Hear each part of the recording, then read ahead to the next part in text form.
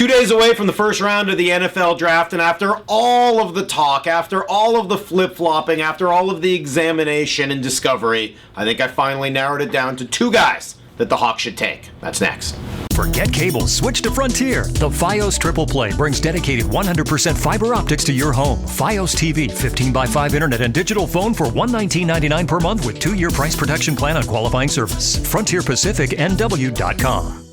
Now let me be very clear. I don't know anything about the various players who are being considered by the Hawks at number 12. I haven't watched them play, I don't watch a ton of college football, and I certainly don't study who the great outside linebackers or pass rushers or I don't know.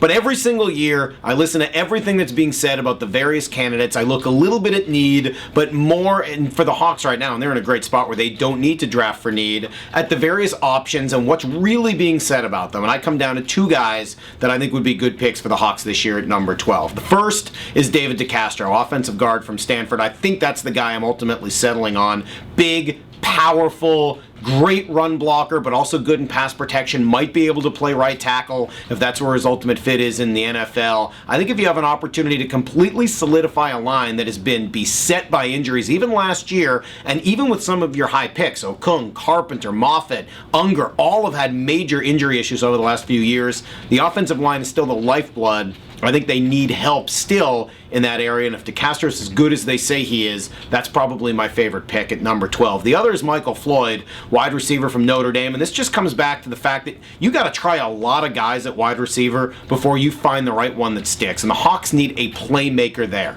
If Matt Flynn or even Tavares Jackson is to have success as a quarterback, Sidney Rice has to stay on the field, but they also need another threat, and if Floyd can be that eventual number one threat, a guy that tilts the field and dictates coverage, I don't think you can pass that up at number 12.